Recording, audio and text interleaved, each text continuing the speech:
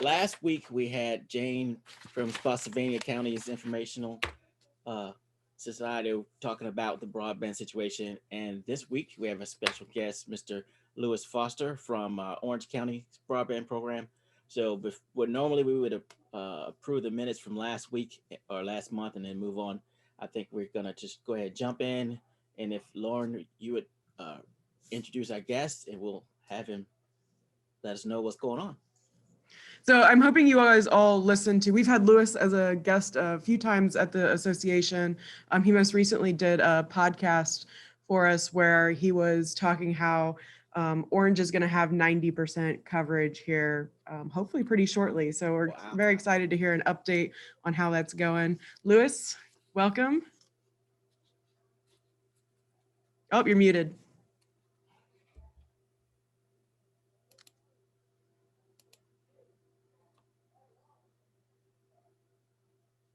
And apparently Lewis and Susan go to church together.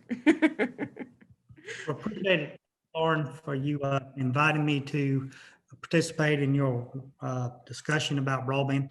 It's very passionate to my heart as far as rural broadband and quality of life. But to give you an update since last time we discussed, we've applied for a COVID grant, got approximately $2 million from the state. We built approximately 31 miles of fiber. We connected 13 hotspots. We completed that before they extended the COVID funds. Also, 2 weeks ago, we connected some alpha sites. Matter of fact is, I'm streaming from my house today on one of the alpha sites. I wasn't even able to do the normal stuff from church. We live in Locust Grove and we go to church with Susan, so we couldn't even really participate. So that's a good thing. Since that time, we're in the process of hooking up 16 beta sites. Reason why we're rolling this out little by little, we're trying to now, first the alpha, we want to make sure the system was up operating, making sure the technology is working. The next phase we're doing is basically we want to get the experience of the subscriber going in, signing up for service, taking that, having staff contact each individual homeowner and or business and kind of walk through where they want us to run the fiber lines, get a little additional information where they want us to go inside the facility. Then we're going to take that, send it to our contractors that's going to basically install the connection drop. After that, we've got to transition to our splicers and they will turn around and test the light levels and ensure everything's correct to their home or business. Then we will turn around and have our installers come in and install the equipment. So we're looking at approximately about a 14-day turnaround from the time you order service to the time we're going to have it turn up. That's kind of where we're trying to target. So ultimately, we're trying to go through all the processes. We're going to run fake, not fake bills. We're going to credit to make sure all that works before we go prime time. And also, we've got a help desk that you can call, local number, 24/7. It will help you walk through any issues. Also, we've got some additional services you can pay for, subscription based, to if you need more hand holding on your computers. So if you need additional information, you go to fiberlink.net and get additional information of what our packages. We're offering up to a gig package for $79.99 a month. So in the low end is $49.99 for 100/50. Yep. So basic, also requesting a $480 one-time installation fee to going from the road to your facility. We will coordinate a $20 a month if you don't have the 480 over a 24-month period. All that information is kind of on our website, but that's pretty much what's transpired since we've talked. So I'm not sure what else you want me to talk about. What are some of the last areas to get connected, I guess? Well, we've got a roadmap. If you go to our website, we got like 3 different phases and they're color coordinated. It's a 3-year program. So you can go to our website and look at it and get an idea of kind of when you're at. Ultimately, the last 10% is going to be in the last phase. That's the most critical, most expensive to get to. But we are, our next, we're getting ready to go after some COVID funds and some VADI funds. You probably noticed in some funds that people would free lunches and people that has a need, the government will pay you up to $50 per connection. We work with the local school system to see where those areas that we might have fiber close by, so we might could help those folks to get connected sooner than later. But we're outsourcing our installs. We've got contractors that we negotiated rates with. We're working through the planning, getting them trained up. So it's getting exciting, but it's a nonstop situation. I'm working probably 7 days a week, 8 to 15 hours a day to get this off the ground. And what is the time frame for total coverage? Within 3 years, that's our goal. And are any other counties in the area kind of working with you all, picking your brains, finding out how you're doing this? I had a few local governments reach out to me, but ultimately I let them know that my number one priority is Orange County, because that's who's paying my check and who brought me from Georgia up here to get this program moving forward. So we've got some folks that's in other counties that we've got fiber. Matter of fact is we've got fiber stopping at Spotsylvania line on Old Plank Road. So, I mean, we've got it up in Greene County, Albemarle. Pretty much that's where we stop in the county line. Louis, So, what's the website to look at the color coordinated map? Fiberlink.net. That's FIBERLYNC.net. And if you need to know specifics, you can email me and I'll be glad to give you an idea what phase. And a lot of it depends on funding. I mean, we're going after some additional funding to some of these hard to reach areas because we know we cannot justify the return on investment. So if we get some of these areas funding, they could come up sooner than others. Basically, that's what's happened since this COVID funds. When we spent 30 miles of fiber, we're going to serve some folks that were going to be 2 or 3 years out because we were trying to get coverage for our hotspots. So what you do is you have to be creative when you're going after VADI funds or any grant funds to see where the money, you just chase the money grants. That's where you go. So what you might have is a phase 1, 2, 3, that could change based on if you get money from outside. So it's very fluid. It's a working process.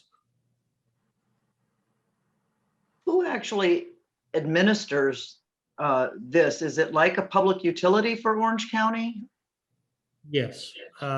We're basically, the Broadband Authority is the governance agency, and we're doing business as FiberLink.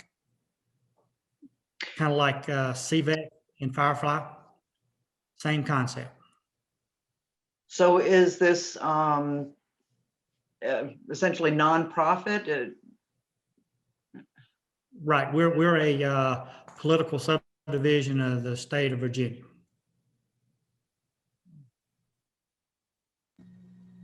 Well, the work you're doing is tremendous. You obviously have surpassed any of the other counties around us in your enthusiasm and accomplishments. We are thrilled.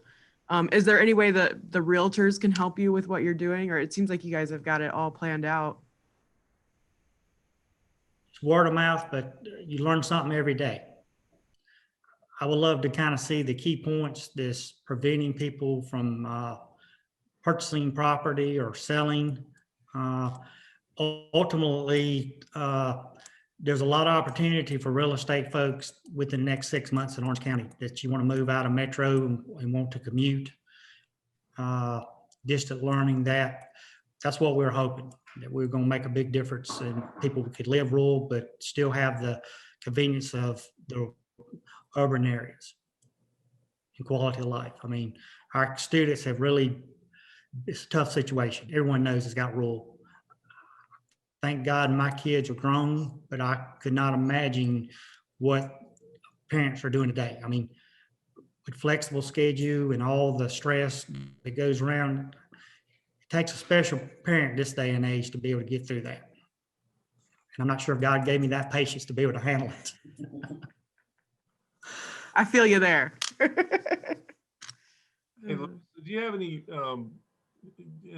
information on kind of what the acceptance rate or the uptake is for people in areas where you've deployed service? I mean, is it, what percentage of people are taking advantage of it? Well, we did some preliminary pre-registrations, and we're getting about 65 to 75% appears to be what we're going. What's amazing, over 60 to 70% of those people are pre-registered and wants gig service.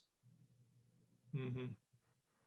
So it tells you, and I think a lot of it's got to do because your satellite and other wireless providers are probably charging $150, $175 a month.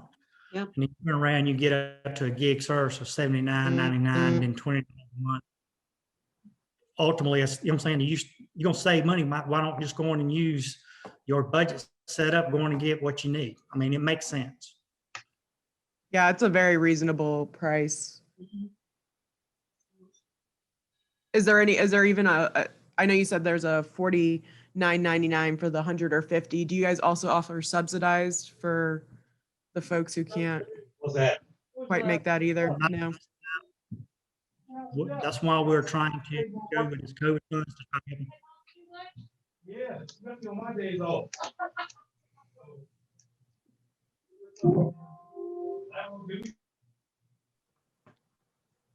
Well, does anybody else have any questions for Lewis? I do, but I got noise in the back. Type it in, Leanne. It's settled down now. Lois, are you getting any pushback? One of the things that we heard in another meeting in another month was some of the big players are, like Verizon are pushing back on some of these efforts. Are you guys having any trouble with Verizon or Comcast or anybody like that? As of right now, you never know what tomorrow. Basically, we tried to partner with them with VADI grants, and they would not come to the table. And our residents and business continue to suffer, so that's why they decided to move forward. So, unfortunately, the large tier one providers, they kind of talk out of both sides of their mouth. They want to prevent people to move forward and have service, but then again, they don't want to step up the table and do something. So somebody has to give somewhere. Sounds like you have some good grant writers on staff. You have to surround yourself with good people. I mean, I will say this: we've got some legal people that I've used in Georgia, that's out of Washington D.C. That you have to be in with the right folks and make sure you do everything above board and make sure everything's legal and right. I mean, it's very complex. Fortunately, we're not going to get into the phone business because that's where a lot of regulatory issues are. And we're intentionally not trying to compete directly with Verizon or Comcast because we're trying to go to the unserved and underserved areas that they're not serving. So that's kind of why we're focusing that. But if somebody wanted service, we've got a fiber line and can provide service. I'm sure we'll provide it, but we're not going to actually target them because they've already got service. Some service is better than no service. It might not be the best, but you've got to have something this day and age to survive.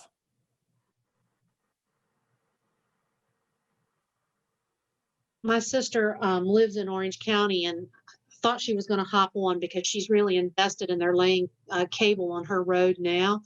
And I've got a school teacher friend who is just ecstatic about the fiber optic being laid because she can see the end of the road, so to speak.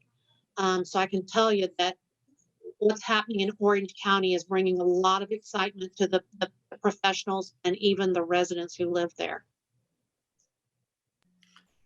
We're just blessed to have leadership that they developed this broadband authority back in, I believe in 2006. So they had some forward thinking people on the board. So you have to give them the credit. They just basically brought me in because this is basically my fourth startup this will be my second broadband startup. I did a nonprofit startup and I did an IT startup. So I just love to get things started, and the rewarding part is able to help people, make a difference in people's lives.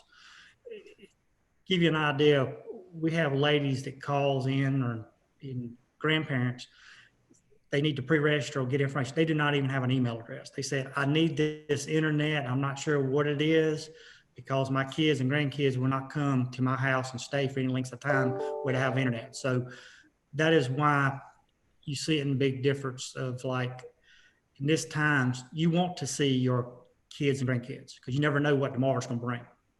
Right. So true. Absolutely.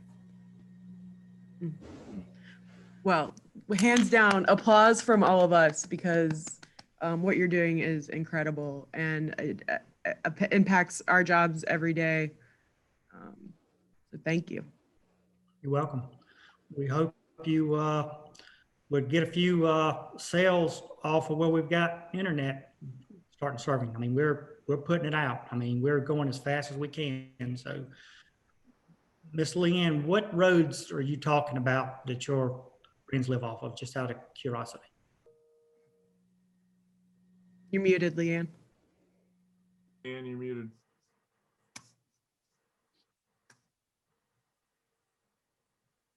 Rolling.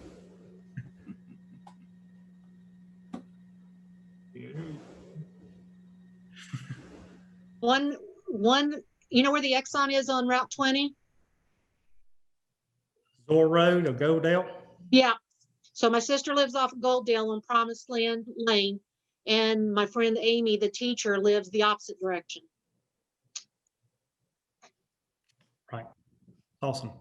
I live off of Zor Road, so I'm in a alpha test right now. So I'm going to show some land off of Zor Road in about an hour and a half.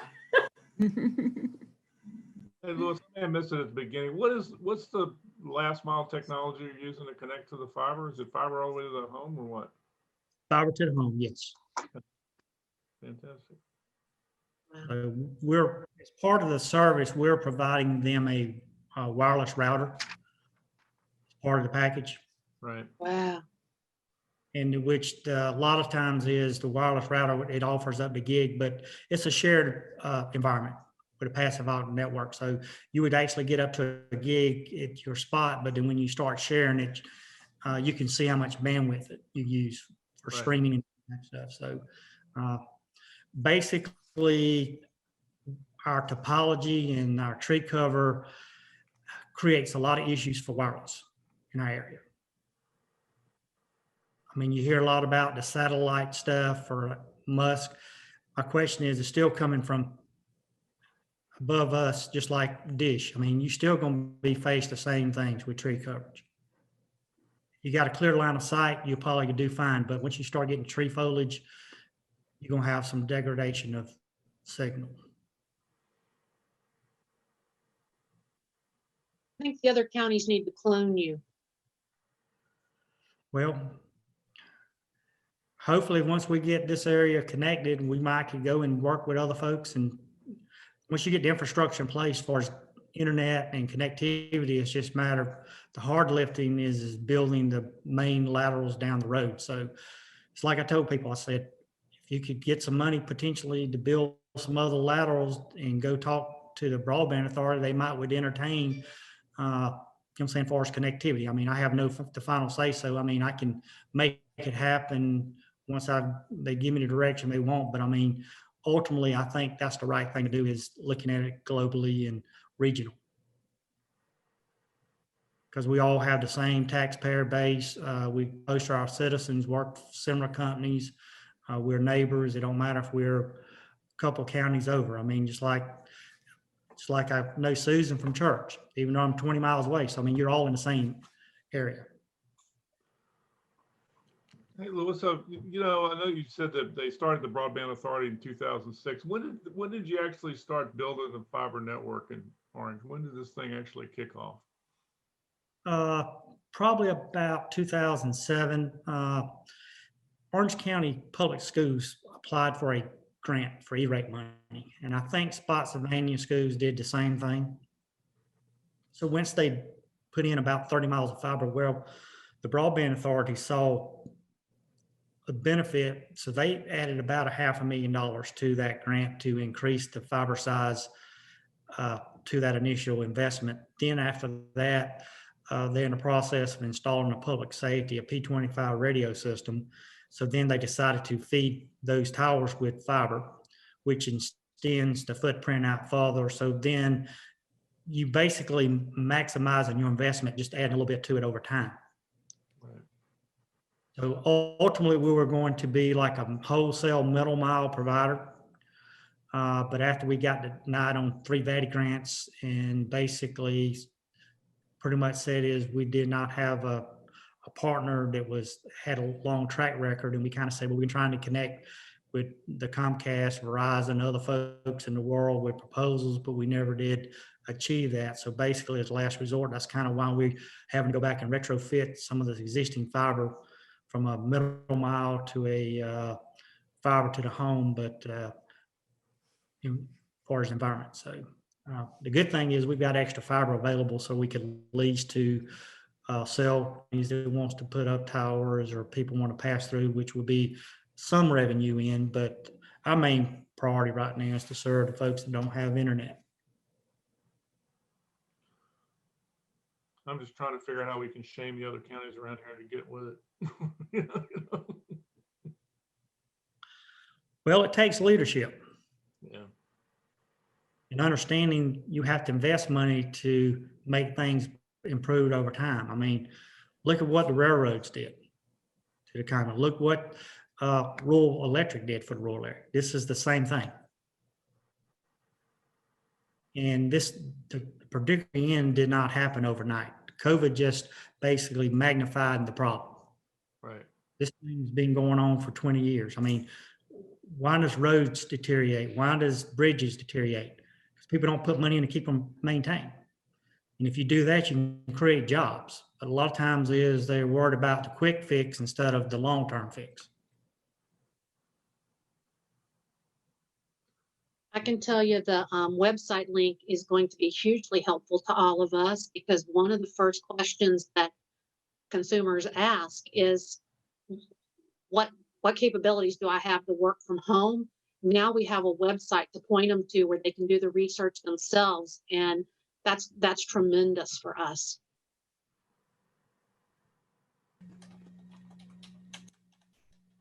And Lewis, before we let you go, I just wanted to thank you again. But if you could think of anything that we could do as the technology committee or realtors as a whole, please don't hesitate to reach back out to us. Part of the reason we had you on here is to see what we could do for you, as well as what you've done, so we can help the other counties catch up and be more beneficial to our client base. Appreciate the invite, and anytime that I can help you, I'll be glad to. But we're all in this together. Let's just work together. Thank you so much. Thanks, Lewis. Thanks again. Bye. In this group, don't forget, Brett will send you an email or text. Bye-bye. Take care. Fabulous. So impressive. They have was their stuff great. together. Yes. Yeah. And who Talk would about think some that it would be foresight. Orange first? 06. That's crazy.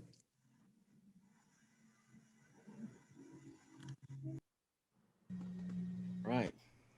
Well, thank you, Lauren, for bringing him on board. Okay. I have a quick question. Sorry, Michael. No problem. For those of you who work out in Orange, does Lake of the Woods have coverage on all their residential? Does anybody know?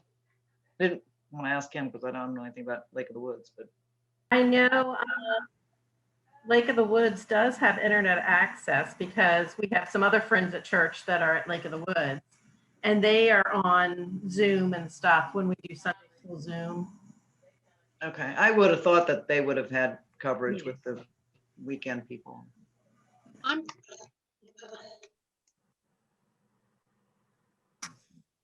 I'm pretty sure that they have Comcast because I think Somerset and those areas down there where Walmart is located on 3, I'm pretty sure that's all Comcast. Okay. Yeah, I think you're right about that, Leanne.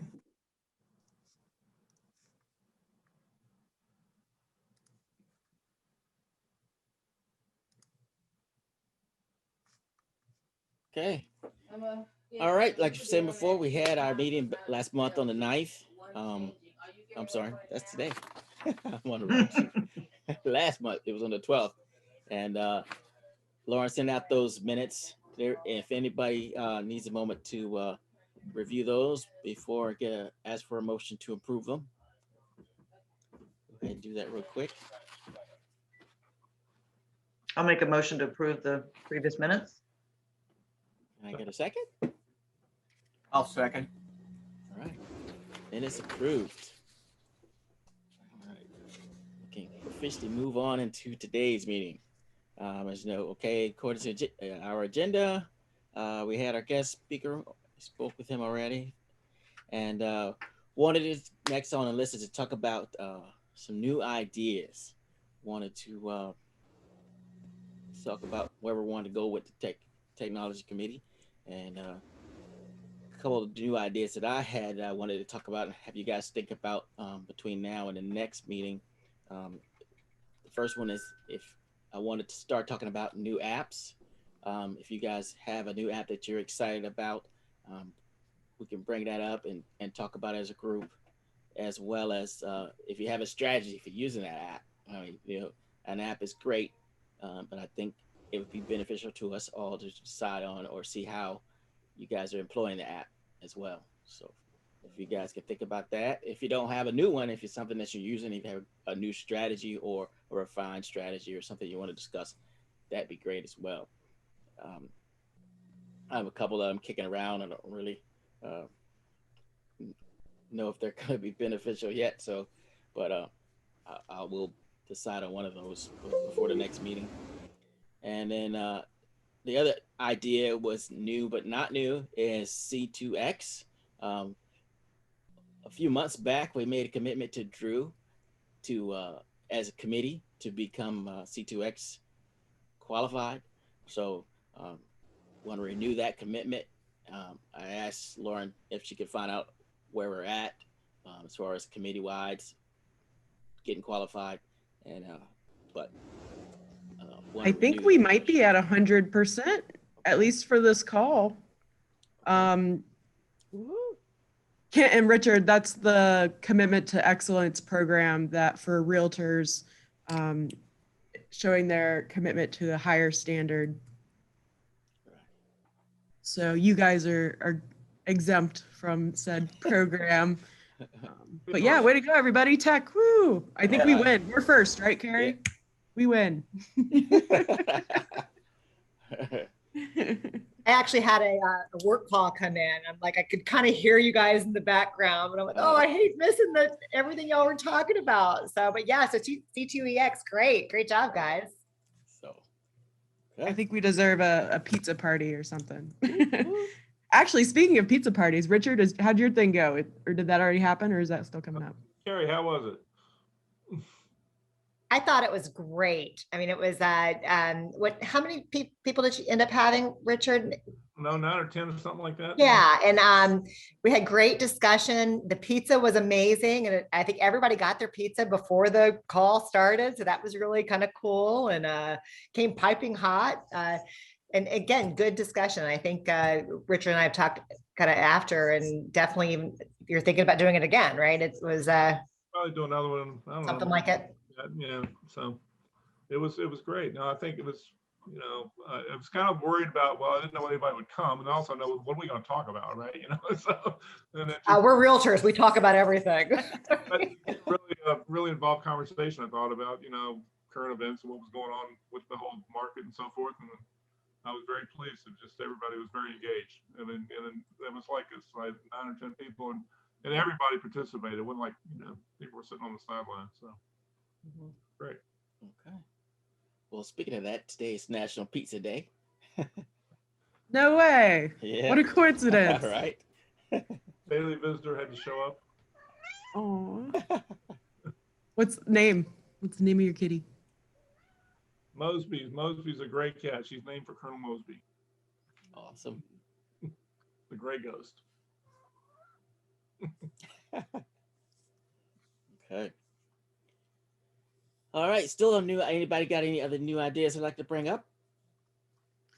If you've already done C2EX, there's another training out there called Fairhaven right now, and it's a lot easier to do than C2EX. Yep, and it only takes you like max like 100 minutes, I think is what it says, like anywhere from an hour to 100 minutes or something like that. So it's very easy to get through, great content. I took it the other day and recommend. Leanne took it. I think she's had her. Carrie's taken Is her. that a NAR thing? Yeah, is that Yes. NAR?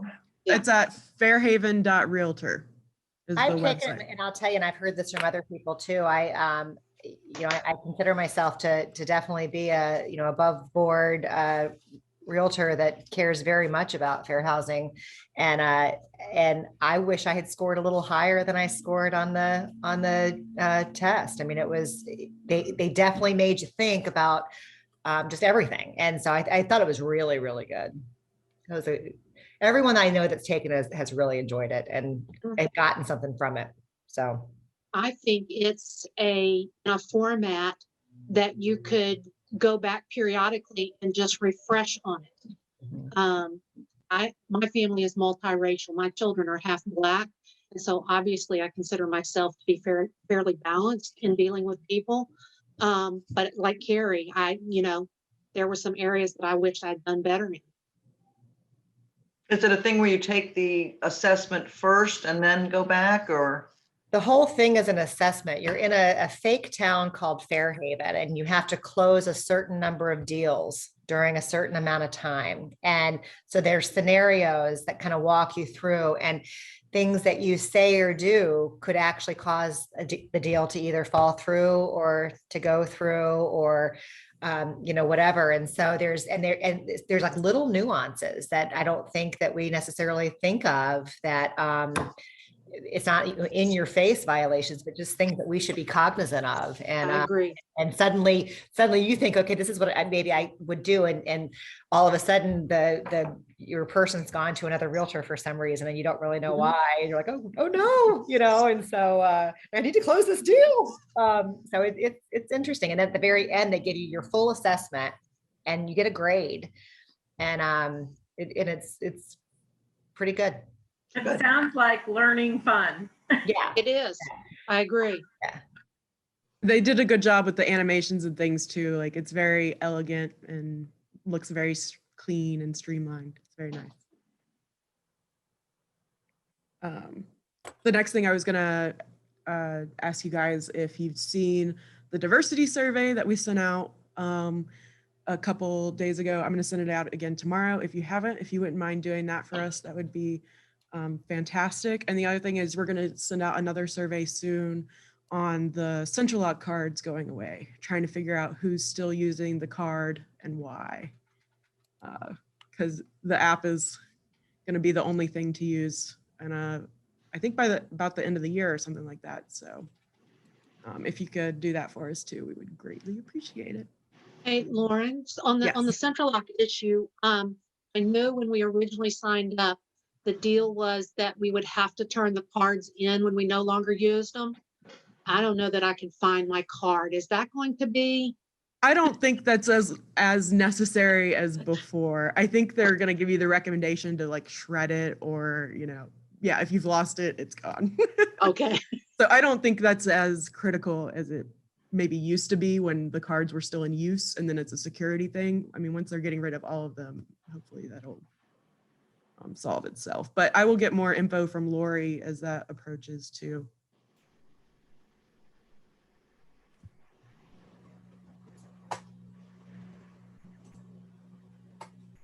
Kent, there's somebody behind you.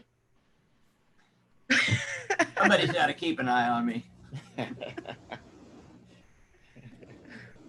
That'd be a good idea for Halloween, for the two-headed thing. You just put your Right? face next to Put it you. on your shoulder.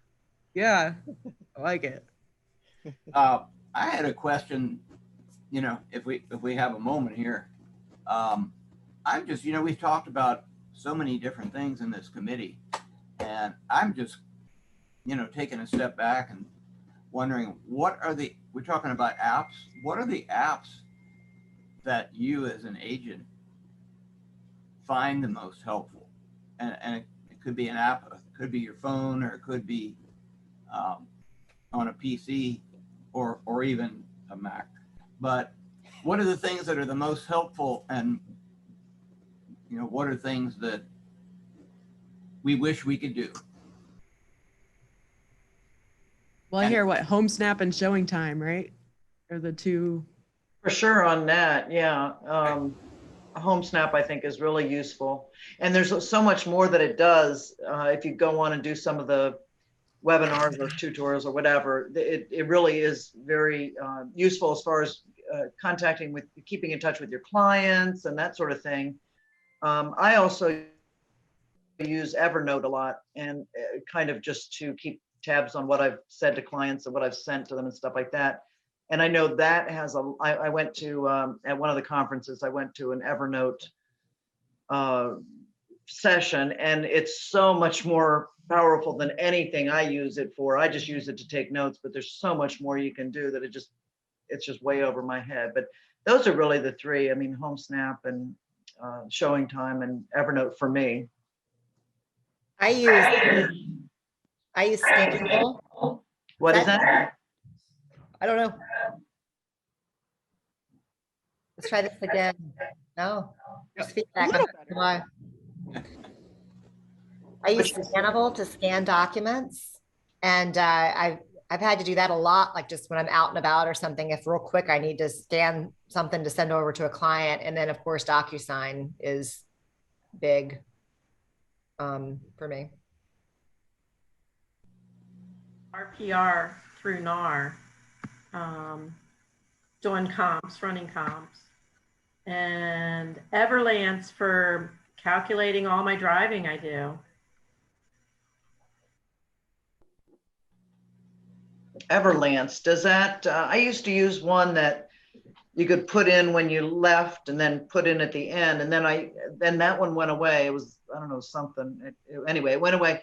And then the next one I had, it automatically started logging your time when you got in the car. I'm like, well, I'm going to the store. I don't want to have to, say whether it's personal or business, but I just haven't found a good one that I've liked. Everlance does that every time you drive, but you just swipe that you're going to work, or you swipe that it's personal.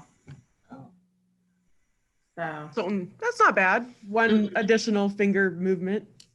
Can you have it default to personal, and then when you're doing work, okay, because it seemed like it defaulted to business every time, and then it's just. What is everyone else using? Just doing it by hand? I use Mile IQ, but try to do your business on the way to your personal, and then you can count on the business on the way back. So, but I'm not a tax advisor. I think it might have been Mile IQ that I used that you had to do that. Yeah, that's what I use. Harry, you mentioned, excuse me, you mentioned a scanning program or app for the phone. I don't know if anyone's heard of this one, but for scanning, Simple Scanner. Has anyone heard of that or use it? I have no idea how that would compare. Yeah, I don't know. I've used it for a couple of years, and it's just in the Play Store, and it's in terms of being user friendly and having some versatility and being, to me, I value user friendliness when I work with any software, and intuitiveness, and it is. So I've never done anything other than the Scannable, only because that's been easy for me, and you can set it to where it scans as a PDF or an image, and okay. So and it's real easy. I mean, it's just like a click of the button. You're like, oh, I want PDF. Oh, so. But Simple Scanner. I just think everybody should have one on their phone, because it's so easy, and even if there's if you're taking a picture of something, there's what do you call it? shadows and stuff like that. With the scanner, there's shadows, but then the second you click on it, the shadows go away. It's just like you've scanned it in a on a printer. Yeah, And I use a scanner app called Scannable. That's what I use. that's, Oh, I thought you said something else. Okay. now I gotta check that out. Do any of you all use I've got an app called Measured, and it helps you measure if you're in a room for dimensions, but I haven't spent the time to get the hang of it. So the rooms are like 2 inches big. You know, I'm not doing it right. But It sounds like a great app. It does. It's Okay. user error, I think. But has anybody else used a measuring app? No. I'm an old school tape measure girl. I was in one house and the owner was like, I have one of those things that you can like push. And I said, no, I really like the tape measure. I've got the laser beam thing, and people I've got are the very laser impressed. beam. People are very impressed with that. I'm like, whatever. I think I scared one person with the laser beam. I think they thought it was like a gun with a red laser. Blind you, put your eye out with that. I'm like, just move out of the way and I got this. Oh yeah, This doesn't want to show up because of what it does to the background, but at risk of being too old school, this thing is just wonderful. that looks like a super duper one.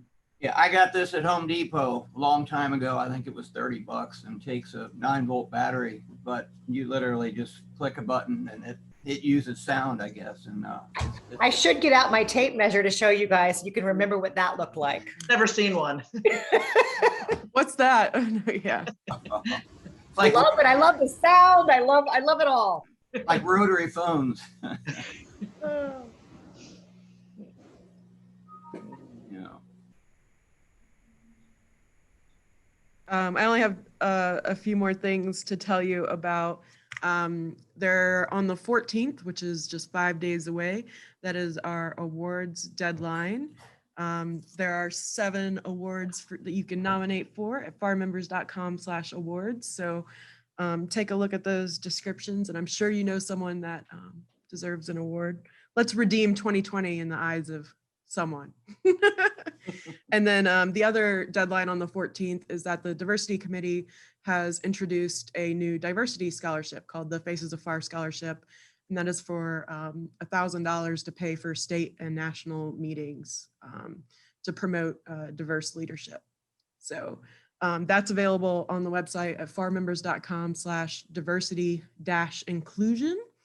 And I can put the link in the chat, but take a look at that when you get a chance. I know the Diversity Committee is a newer committee, but they've been hard at work for the past year, and they would love your support. And if you find it's not something for you, at least help us by sharing it. That would help us out a lot.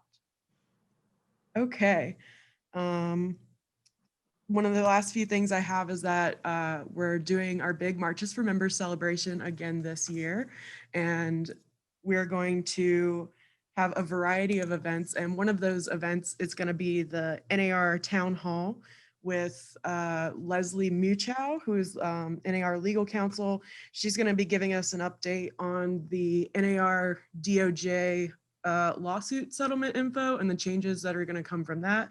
And also give us a little bit more info as Zillow as a brokerage and how that change is kind of playing out. So that'll be March 25th. You'll see more info on that as it approaches, and it'll be free, probably around an hour. So hopefully you can join us for that. Hi, Danielle. We're just wrapping up our technology committee meeting, and then we'll get into tech time here shortly.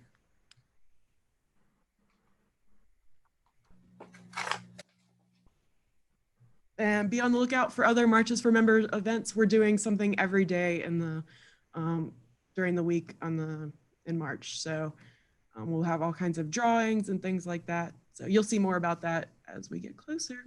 And the other thing is we just published the latest Far Side newsletter. So you'll see that in your email or in the Far Friday.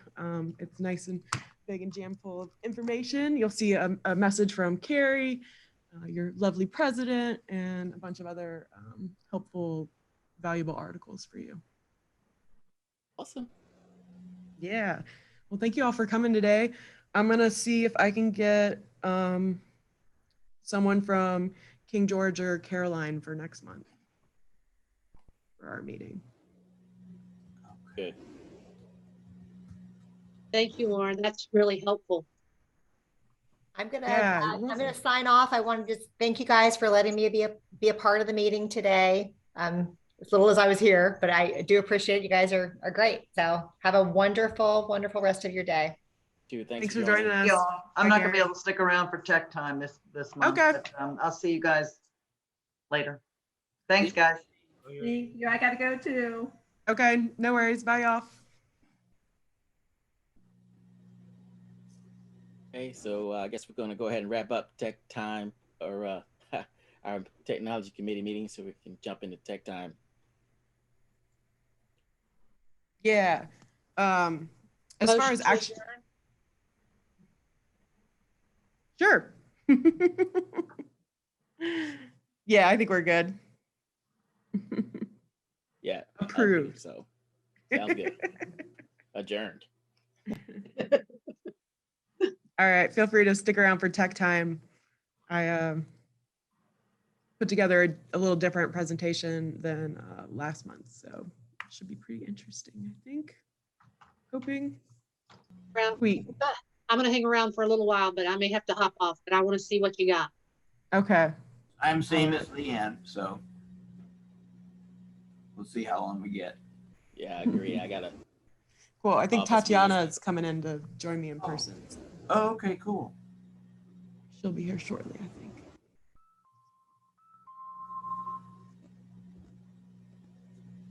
So hi, Danielle. Are you, what company are you with? Hi, First Priority Realty. Ah, welcome. Welcome. Thank you. How'd you hear about Tech Time? Just curious. Email, your little email newsletters that come through. Always check them out. I missed the first one, so hopefully I'm not behind. No, you're good. And actually, I will kind of breeze over what we covered in video 101, so you won't really miss much of anything. And I'll have I'll actually share the presentation with you guys afterwards too, because I know I've got some good links in there and stuff like that, so that should be helpful. Thank you. You're welcome. You're welcome.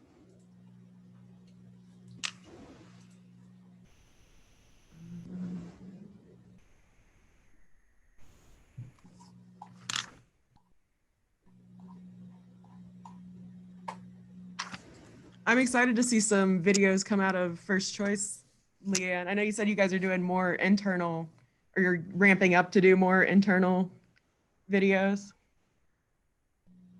That's exciting. There are a lot more tools out that are available. I actually sent some information to everybody yesterday on the Instagram Reel. It looks really easy to use. Yeah. I haven't used that yet, so how many people were you able to send to? No, I mean, I sent it to the agents yesterday to make them aware of the product. Just in reading about it, it looks easy. Gotcha. I need to beef up on my Instagram game a little bit.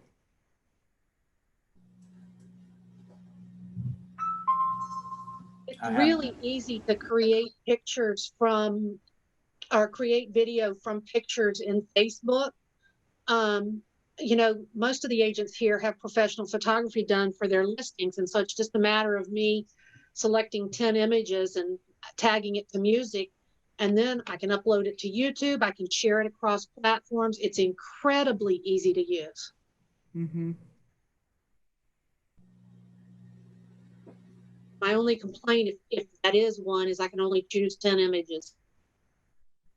Mm.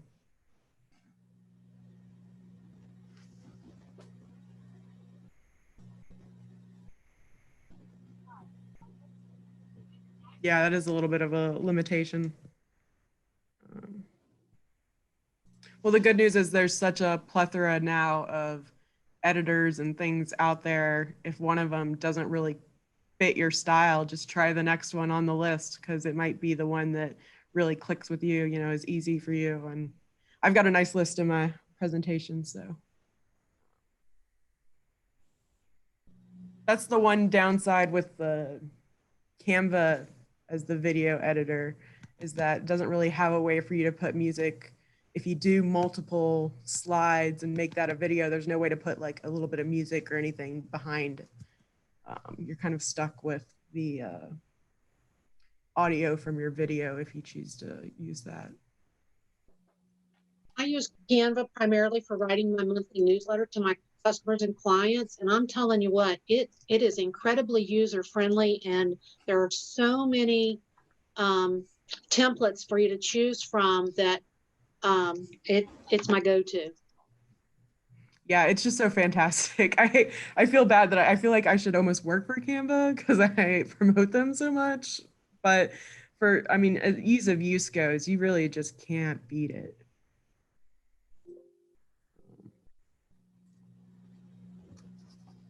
Okay. I don't know if we're going to have anyone else join us, so I'm going to go ahead and pull up what I got.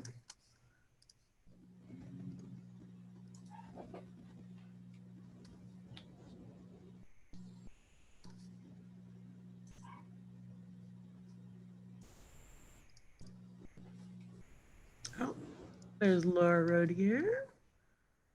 Let's see. Hey, Laura. Good morning. Hey, good morning. How are you? I'm well. How are you? Doing well. We're just getting started with Tech Time. Thank you for joining us. Absolutely.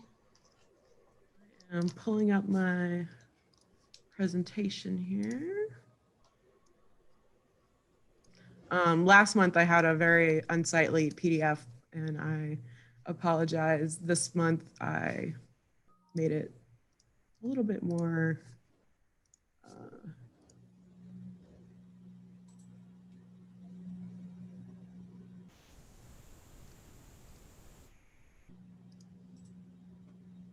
all right, you guys can see that? Very good.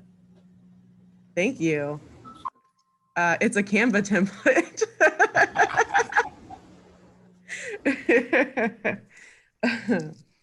So we're going to start off with a quick review of what we went over in video 101 because I was able to revise my content a little bit and make some better lists for you guys. So remember, you don't have to be perfect. People are very forgiving in 2020. The pandemic, you know, some of us are filming things on Zoom, which doesn't necessarily have the highest resolution. That is okay.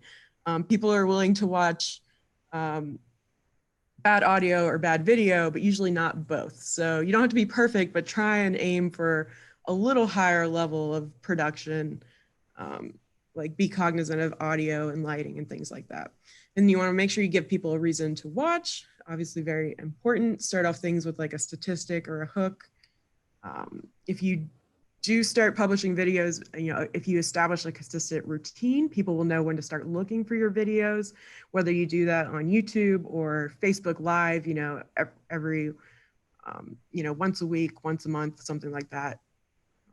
The other thing is you carry around your cell phone all day, every day, in your pocket, in your purse. If you're going to use your cell phone camera, wipe off your lens before you shoot anything. You will thank yourself later. And the more light, the better. The closer to your microphone, the better. And put your best 8 seconds first. Because our attention spans are short and you got to hook people from the get-go. All right. Next thing, show, don't tell. We're watching video for a reason. And then always include a call to action. What do you want someone to do after watching your video? Good practices to follow during planning. Write a script or outline. There are teleprompter apps out there. We also have a teleprompter here at FAAR. But you also can do what they call it, point form. Like if you know you have 3 topics you want to hit, you can still prepare what you're going to say in advance, even if you don't have a full script written in it. But you will notice a difference the first time you say something versus the sixth time you say something. So don't be afraid to put a little practice in to get your quality a little better. And the other thing is search engine optimization. So in your description of your video, your title of your video, how you tag your video, all of that plays into your search engine results from Google, Bing, DuckDuckGo, things like that. So you always want to make sure you're tagging your items with things that people are searching for. So you're going to want to think geographically in those terms, so county, town, and also in popular like real estate search terms. Like people are searching for what? Spacious homes, things like that. So if you can put good keywords into your content, it will help you out. All right, shooting tips before you hit record. So as people are willing to watch bad audio or listen or watch bad video or listen to bad audio, but not both. And again, we're very forgiving, so some people will still watch all the way. So I've got a little chart here for you. If you have additional lights you can use, this is kind of a traditional setup, and we can do that for you here in the FAAR studio. We have quite a few lights and some backdrops and things like that. Now, if you're planning your video shoot outside, obviously dusk and dawn, or right after dawn, right before dusk, those are great times to shoot. If you can't really plan your outside shoots for around there, you can always kind of shoot near a tree and use the tree to block some of the harsh light. That's one of the tips from Matt's. Thanks, Matt's. And then also, if you're struggling with glare on glasses, this is a problem for me and probably a problem for some of you. You can angle the camera and that should lessen the glare as opposed to if you're spot on. And the other thing is if you don't want to worry about any of that, you can always make an appointment with me in the FAAR studio and we will get you set up to start creating some great video. As far as audio goes, I know most of you guys are probably using the microphone built into your cell phone, but you can also use any headphones you have that might also have a microphone in them.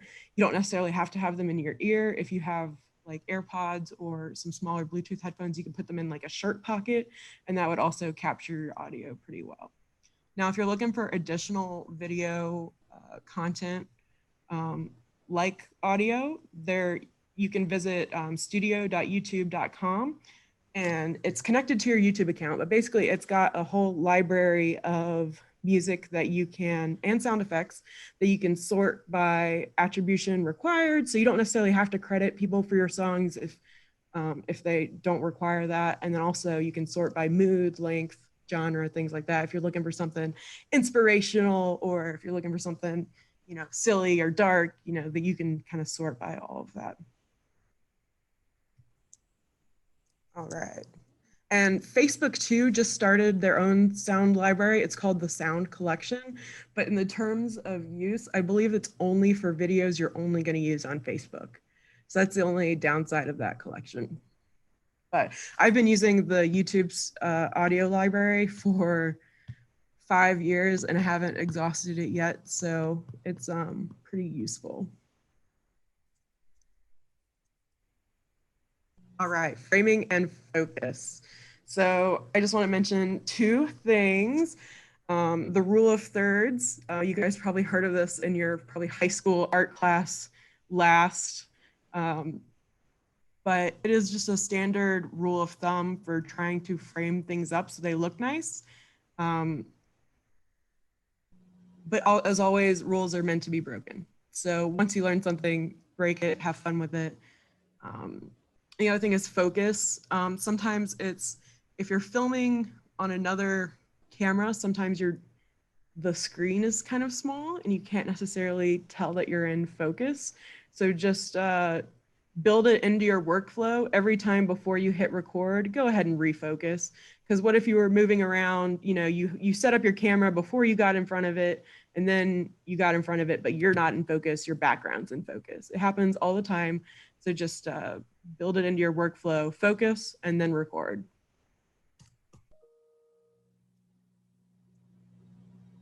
All right, looking natural. easier said than done, right? So one of the tricks I've been told is to, no matter what, do 3 run-throughs. And the first one you do kind of normal. The second one, you try and be way over the top and enthusiastic and as dynamic and exciting as you can possibly be. And then on the third take, you kind of pull it back a little bit, just a smidge, so you don't look as crazy as you did in your second one. And you'll be surprised at how dynamic you come off on video compared to your first take. So one of the suggestions from one of the articles I was reading says, try 10 times your energy. And I think that's a good way to think of it. But you can also do the 1, 2, 3, like I just told you. So it'll feel really weird at first, but it'll make a difference when you look at the final video.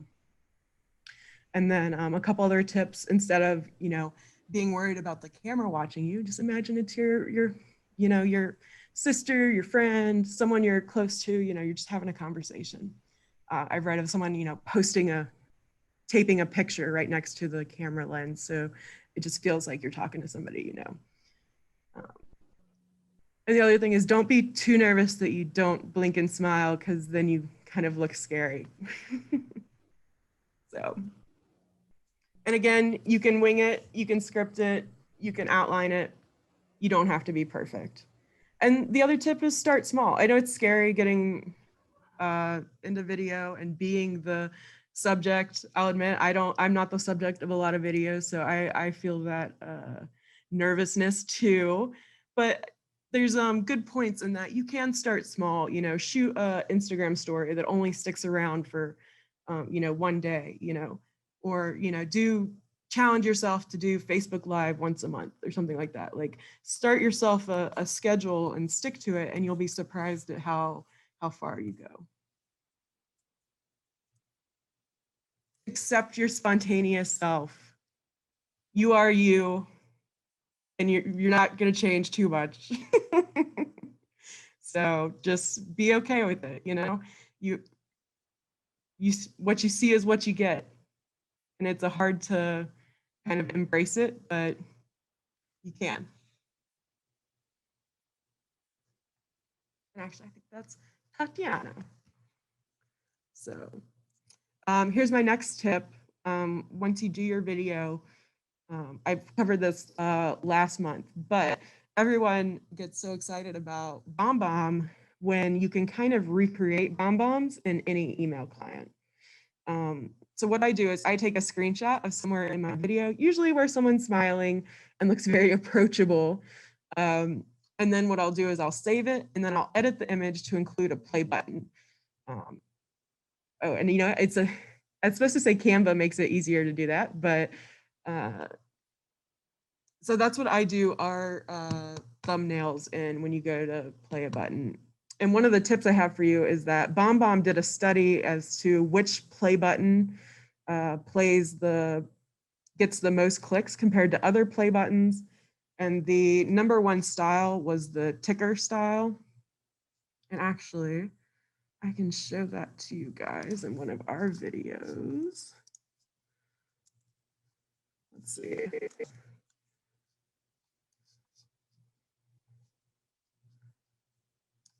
Pull this up real quick. All right, there we go. Let me share my screen again. So they did some of the, I forget what the exact numbers are, but when they did the results, this style, the ticker. So I've got basically, like when you're watching the news, like a ticker that goes by, this style had the best click rate. So just FYI, that's why I do that. There's science behind it, y'all. All right, I'm gonna stop that, and I'll go back to my presentation.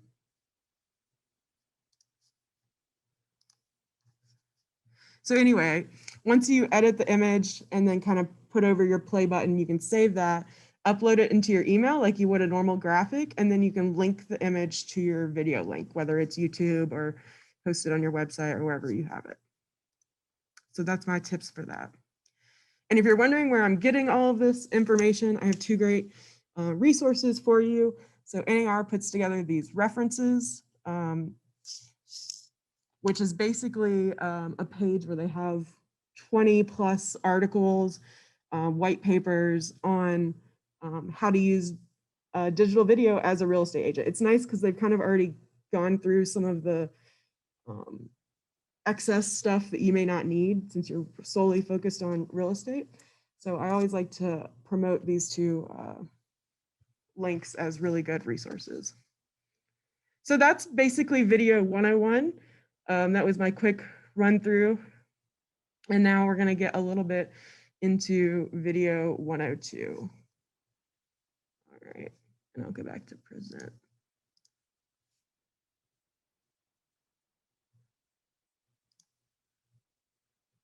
Cool, you guys can see that? Bummers, I can't see you guys anymore. There we go. Hey, Tatiana. Come on in. We're just getting into video 102. All right. Okay. So one of those articles and those on the links I just showed you had this fun chart, because one of the biggest trends right now in marketing is realizing that marketing is more storytelling related. Now it's a little different. People don't want to be directly marketed to, right? So how can you tell your story in a way that leaves people wanting more? And then also, you're not going to be able to pull everyone in with the same story. So thinking about your target, your niche, your audience, and how to appeal to them and tell stories that they would be interested in is a good starting point to creating video that people will want to watch and continue to watch. So I know a lot of you guys already know that, so we're gonna not spend a lot of time on that. If you're looking for ideas of certain videos to create, here are some ideas for you. And it's kind of different thinking about these as stories, right?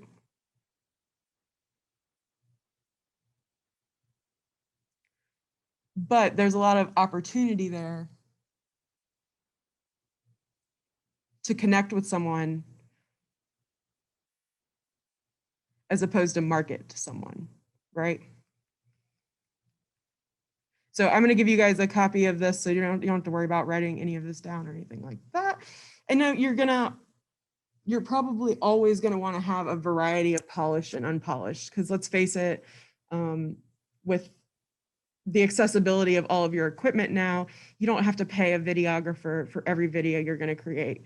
For things that you're going to want to have more shelf life, like for your website, maybe your About Me video that'll stay pretty well evergreen, I guess we'll call it, where it'll be content you can use for a long time.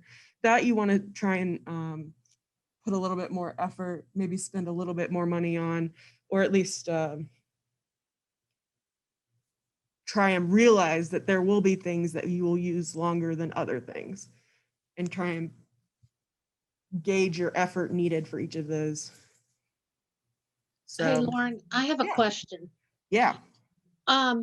One of the things that I see a lot on Facebook, not so much other platforms, are videos of either pets or children talking about whatever topic from their perspective. Have you seen, or is there any value to doing a listing story from the perspective of the pet or the child or the grandparent or whoever? Oh, that would be fantastic. I could only imagine putting a GoPro on your little Pomeranian and setting him through the house and then doing a voiceover. How adorable would that be? Okay. Oh my goodness. That is a great idea. I love that. I totally see value in that. I mean, people love pets. I think pets might be surpassing children, to be honest. Well, but I'm even thinking about it, not even in terms of front to back, but maybe going on a walk and seeing the community. Yeah, Yeah, exactly. I didn't hear that. No, I said exactly. Yes, I think that's great. That is a very creative idea, and I don't think it would be too difficult to do either. No. Okay, thank you. Lauren, I had a question for you, and if some of you guys else might have the answer. I was thinking about doing some shopping center videos, just kind of me walking through, talking about the video or the location. But my question is, would that be a some type of copyright issue? Do you think I would need to get permission from the stores to show their, because there are some pretty famous brands. I'm just curious, would that be an issue? What do you think? I don't think so. I think as long as you're not slandering anyone, Hmm. I think you're okay to point out, which stores or where. Like if you went to the mall and kind of talked about the apartment project or kind of what's going on. No, I think that would be fine. You might, some places might be more apprehensive of that, Hmm. but I can't imagine if you were doing it with good intent for anyone to be like, no, you can't film here or anything like that. The main thing, or let's see, the main issue I could see running into with like use rights or like music is the hardest thing. All right. But if you stick to that studio.youtube.com and sort by attribution not required, you'll be safe there. Okay. Well, I haven't been kicked out of anywhere yet.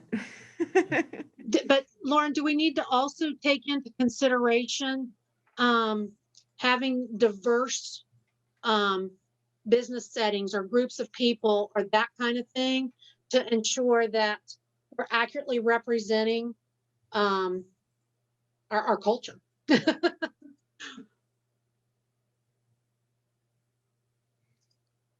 Yes, I think that was something you would definitely take into account.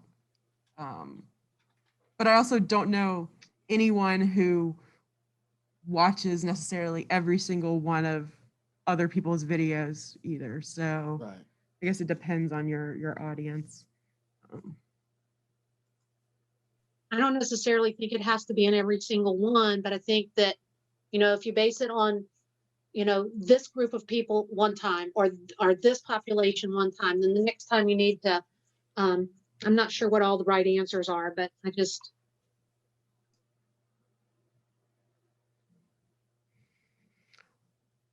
Well, and it also depends on who you're trying to attract as your target audience. So there's that. Well, okay, I hope this gives you some ideas for some stories. I've got some links down there in the bottom. You can find some more ideas. Okay. You. And then I've got some ideas for content here for you too. Things like, so House Logic is a site that I think they're partners with NAR. They provide some really great things like how to winterize your home in the winter, what you need to do to put your home on the market. Like they just have so many great articles and things like that that are available for your use. In addition, FAAR, we put out monthly market statistics. You can always use those for your videos. And the same, we also do a quarterly report now that Virginia Realtors does for us. So there's some great info out there. And you can also use that in your video. You can take screenshots of the stats and use those in your videos. We're okay with that. And then some of those other things, some of them might have been listed on the other page, but just more ideas for you. Mortgage news and advice. Some people just can't understand mortgages no matter how many times you explain them. So I'm one of those people. Hi, everybody. But, all right, moving on. All right, so you're like, where does this get complicated? Here it is, folks, your shot list. So for example, if you're putting together a little bit more of a complicated video, if you don't want it to just be your face in one single view, what you can do is you can prepare a shot list with some details on what exactly you're going to show. Some of this could be called B-roll. I don't know if you guys heard of that. But that's basically just additional footage used to maybe say create establishing shots, like when the video first starts, you see the home where you are, or you see the building or something like that. And then this is a good way to keep some of those shots a little bit more organized. This is obviously a very intense chart. You probably don't need as many columns as this, but it gets the idea across of what kind of shot you're going to take. This is all the audio, the VO, that stands for voiceover. So he probably recorded his voice, you know, a 2-minute voice recording, and this is all the video that's going to go along with that.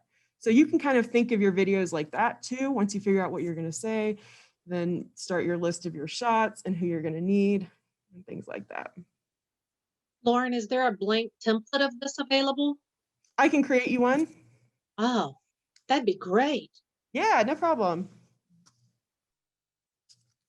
That shouldn't be too hard, because I don't think you guys would need, like, the camera angle might be a little bit much. I'm not sure what all the shot things necessarily mean, but I know there's I can find out all the info for you guys. But I guess it's probably wide shot, very wide shot.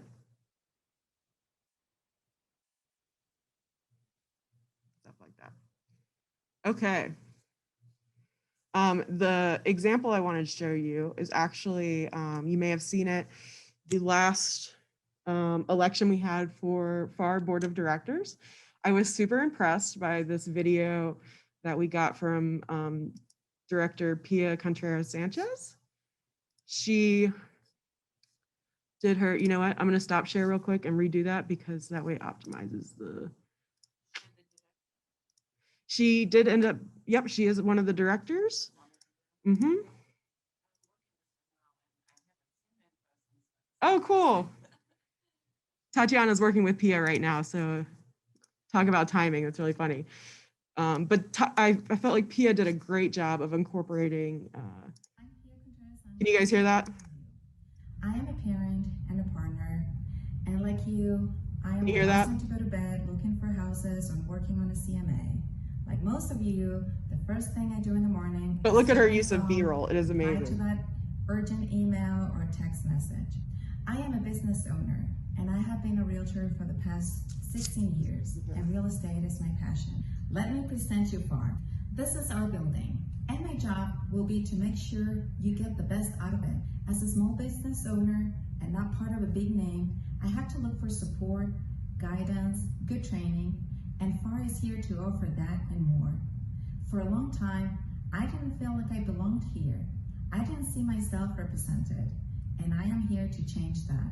I am here today to be your voice, to hold your hand and invite you to this building, to feel comfortable with this association, because we are all welcome, regardless of race, color, and religion, sex, handicap, national origin, sexual orientation, or gender identity. Vote for me. All right, so I just thought about that the other day. She, you know, it's not a perfect video, but she does a great job of incorporating other shots showing you as opposed to just telling you what she's doing. And it's not professional quality, but it gets the message across. Yeah. Mm-hmm. I think that's the most complex video I've ever been sent from a realtor. So you can do it too.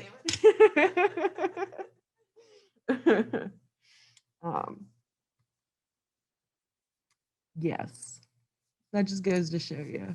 All right, let me stop that share.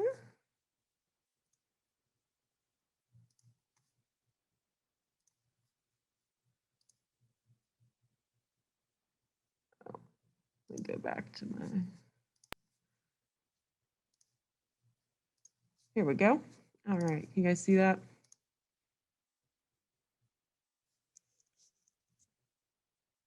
Okay, so once you've got your story worked out, that's when you can incorporate things like fun transitions. Like, so that's what all the rage on TikTok has been the past couple of months. I don't know if you've seen things where, like, for example, this is the camera slap where you go and cover the camera and then uncover it, where you're in like a different background than you were before. Things like the whip, where you can whip your camera around quickly to the left, and then when you're going to your next shot, whip it around the same direction.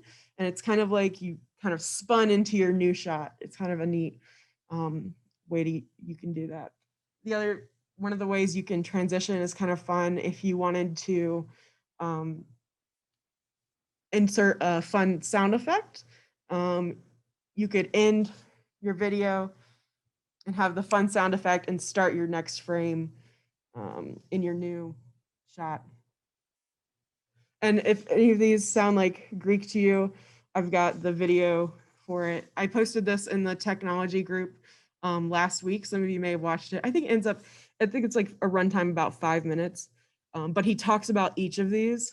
But again, this is all just extra stuff. Keep it simple, and you don't really need fun transitions, but if you want to take it to the next level, that's one of the ways you can. Editors. Okay, everyone I feel like has their favorite video editor, and the good thing about where we are now is that if you don't like the first one you try, go ahead and try another one, because there are so many out there right now that you'll find one that jives with your style and how much work you want to put into it. There are some that is drag and drop and it does basically all the work for you, and there are some that it takes maybe a little bit more effort on your part to kind of get it to where you want it to be. So I know Laura shared a great tip last time. If you're using Canva as your video editor, opening it up on your phone and then putting the video in while you're using your phone first, and then actually using your desktop to edit later is one of the easier ways to get started doing that. Great tip, Laura. Super appreciate that. And didn't you say there was another video thing you were going to tell me about this month? Yeah, I stumbled across a site, or you know how sometimes you feel like Facebook is listening to you? Facebook there was something that popped up on my feed about a site called Boosted, boosted.com. And it's a pretty easy way to create video content. I mean, you can make it as easy or as difficult as you want. I mean, it can be as simple as pulling up what they have. It's more of like a commercial type look. If you think of like a fun, snazzy type commercial, that's kind of what you can create, but you can make it as personalized as you want. Like if they have a video in the background with text over the top, you can insert your video and put your text over the top, and it has built-in transitions, so you don't have to necessarily create those yourself or figure it out. It has a whole library of music you can use, and a whole library of images, or you can just choose like one of their stock things and go with it and just insert your information and your logo or whatever. And it is super easy, and they have a lot of templates to choose from. I played around with it. There is a fee, but it's not much. I think it's like $60 a year if you pay that way, which I went ahead and did that. If not, I think it's, like $10 a month or something. It's not prohibitively expensive at all. And it was pretty user friendly. And I've created one video that way. And it's, I don't know, because I work in an office and I always try and like get help with my video, just because no one wants to see just me talking all the time. It was a good way to get something other than just me without my coworkers heaving great big sighs when I come in with my camera ready to record them, because they're, I'm pushing it a little bit around here, I'm not gonna lie. So anyway, I'll put it in the chat. It's Boosted and it is pretty easy. And if you try and use it and you're having some trouble, you can always just contact me and I'll be glad to walk any of you through it, because it also has a mobile platform, so you can use it on your phone, which again makes it super easy. So much like Canva, if you put the video, like if you're using a personal video in this then you would want to do that on your phone and then log into your account on your desktop and carry it and take it away from there, only because it's hard to see on your phone. And sometimes it's hard to, if it's bigger, you can see it better and you can see the text better and you can get a better idea of what it's going to look like. So I'm thinking there are probably a lot of sites where it's much better to upload video on your phone and then go to your desktop and do the editing. Definitely. And you'd be surprised the amount of templates that are out there. Just switching between some of these video services and editing programs, you may find you really like a template in one of them that you don't have to do much work to, and that may be your go-to template. So it just kind of depends on how much effort you're looking to put into it. That's for sure. Some of these editors on here, Quick is made by GoPro. It should be pretty easy to use from your phone. You can use any footage. It doesn't have to be GoPro footage. I personally don't have experience with that one, but Animoto sounds a lot like Boosted from Laura's description. I think there's a small fee for that, but it's drag and drop, kind of like iMovie. It's got everything kind of pre-built. You just kind of change your brand colors, change your font types, type over the text that's there, drop in the video over what's there. It's very easy to use, but there is a little fee that goes along with that. Now, YouTube Studio is a new development by YouTube.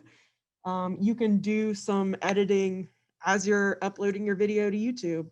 So I haven't personally tried that, but I know it's out there. And I've heard good things about Wondershare, Filmora Go, but I haven't used that one either. And then if you're looking for the simplest of simple, obviously our Androids and iPhones have built-in video editors that'll at least get you able to trim your video to where you need it trimmed. I don't know if they necessarily do too much in that. Other than that, I mean, you might be able to play with the exposure, lighting, brightness, kind of things like that. But if you're looking to put things on there like lower thirds and graphics and things like that, then you're going to want to go to a service like iMovie or Canva or Quick or Animoto or something like that. The built-in phone editors doesn't really have that kind of service. So lots of options out there. You're going to find something you like. It just takes a little bit of trial and error and playing around with it. All right. And I mentioned the earlier, you can incorporate some B-roll. Pia's video is a great example of that. And then lower thirds, honestly, if you're using Zoom at all, Zoom basically creates your lower thirds for you, which is kind of nice that it has your name already there. But if you're looking to incorporate that in your video as well, the typical, video editor on Android isn't going to do something like that for you. You'll have to use a service like some of the other ones we talked about. iMovie, I think, does lower thirds. I think they have some built templates and things like that. And that's like when you're watching the news and it comes up with the person's name and it says, Lawrence is a banana expert, things like that. So that's what a lower thirds is. And I told you all about the ticker play button. That's a big tip for you guys. And then also simplicity is your friend. You can make this stuff as complicated as you want it to be, but honestly, simple is better sometimes. Keep it simple, Now, what do you do when you've got your video? So sharing it, there's a bunch of different places you should try and share, because if you're going to put the time and effort into making a video, you want to get at least a little bit of distribution out of it, right? So these are just some of the places you can establish spots for your videos as you produce them. And again, always include a call to action. You want people to be doing something after they watch. Usually it's contacting you. All right, and here's it's It's not doing my screen share right. Weird. Okay. You like that? So we could talk about video forever. One of the fun phrases that was I always hear is don't talk about it, be about it. So it's time, y'all. We talk about video, I feel like, all the time. So the studio is here for you. I've got time to make appointments and things like that. The other thing is kind of watch more video. I'm not a big video watcher, so I'm having to train myself to purposely go watch more video just to pick up new things and new ideas. So try and make it part of your habit,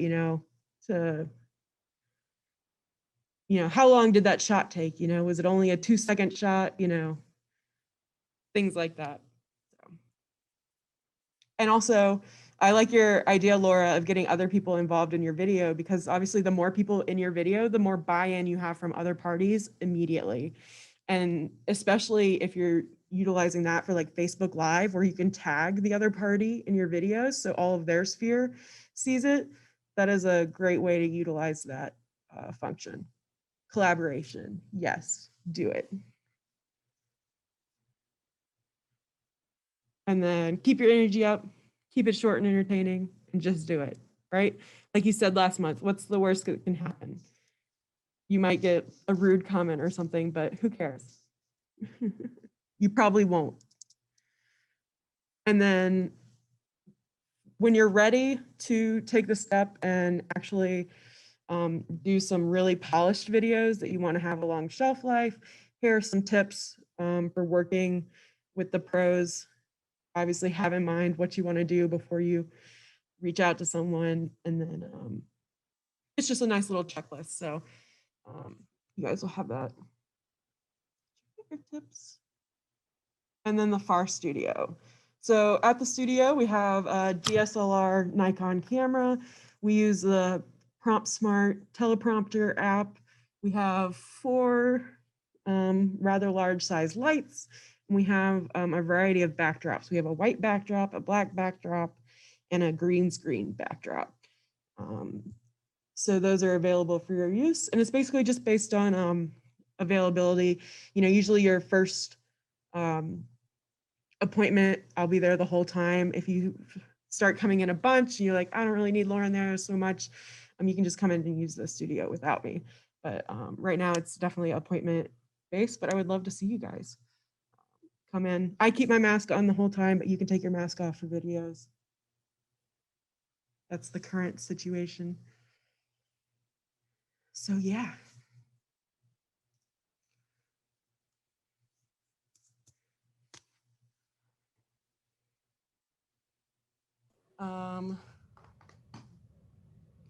What else do I have to tell you guys? Who's ready to shoot some video? I'm ready, Leanne. Y'all are close. Just come on over. And you know what? That's not a bad idea if you were to kind of schedule kind of like a day for your office or something like that. Maybe we can do everyone's About Me videos one day or something like that. We're developing a custom website, and one of the things they've asked us for is a video. And so we're in the process of determining who the best spokesperson is. And once we have that information and the script, we will be scheduling to come over and do that. Awesome. We'll be here. Okay. That's why Tatiana's here today. We're gonna film some video. We actually, the people who are developing our website ask us, when they ask us for it, I said, well, we've got the equipment to do that at our local association. And they asked me for examples of the work that the equipment does.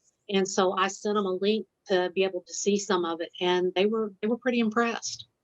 Yay. Oh my gosh, that makes me so happy to hear. Thank you so much for passing that on. Yep. Wow, thank you. Because I obviously I'm not a professional videographer, or that's what I would be doing. Right. So I'm like semi pro level up here at FAAR.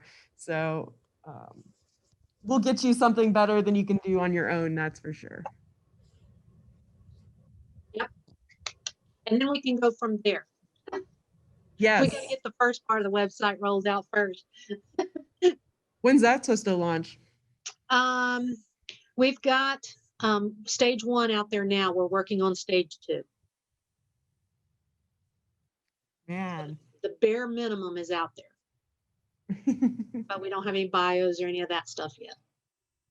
Yeah. So if you go and Google us, you'll find it. We're really pleased. Cool. I'm gonna go look that up. Is it blue to match y'all's new facade? No, it's still our same colors for the logo. Okay. Cool. Well, Danielle, what did you think? This is your first tech time, so I'm curious for your feedback. Usually, you know, it's a little different. Really good. Oh, good. Yes, but I know that's kind of where marketing is going, is doing more videos for any industry. So I just need to jump out and do it. Like you said, don't just talk about it, do it. Yeah, that is really the hardest part. So I It's like a appreciate all the Band-Aid. tips and the help and exactly, yes. Well, we appreciate you joining us. Like I said, usually we do like 30 minutes talk about strategy, and then the last hour and a half is kind of working on your projects. But with the virtual aspect, it's a little different, and video doesn't necessarily translate well to that. But like I said, the studio's here open for you. So just let me know when you guys want to come by. Thank you, Lauren. It was great. Yeah, this was Welcome. really good. Thanks, Lauren. I'm glad I could stick around. Fantastic. I really appreciate it, guys. And Laura, you're what do you think as a frequent flyer? It was great. I mean, I'm always looking for new ideas and new ways to make it easier, because the truth is, while I've done video, like I still feel like I'm winging it most of the time. So I like hearing what you have to say. And seriously, the idea about using a dog, I love that. I think it's not sometimes so much what your content is, but just the fact that you're doing it and people get to see you and put a face with a name. And let's face it, dogs catch people's attention. So I love that idea. That could even be like a gimmick for someone, like they just always give it from the perspective of their pet, or I don't know, just something to think about. It's funny because I'm actually working on a video that features all the pets of the title professionals for Valentine's Day. Aww. So it's let's see how that comes together. I'll let y'all know. I'm working on it. Well, that sounds fun. I look forward to seeing that when that comes out. Yeah, me too. See you next month, Laura. All right, bye. Bye. Okay, I guess I'm adjourn Lauren. tech time. Yeah. I have a question. Okay. Where will the recording be available? Because I want to pass that on to Tricia so that she can at least watch the part about Lewis. Let me upload it to our YouTube, and I'll send you the link. Okay, perfect. Thank you so much. All right, you're welcome, y'all. 2 months in a row, I remembered. So going for a record. YouTube next time. It's the third part of actually uploading it next time. Okay, you got it. All right, bye, Leanne. Bye. Thanks, Danielle. Nice to meet you. Bye, thank you. Welcome. Bye, Kent.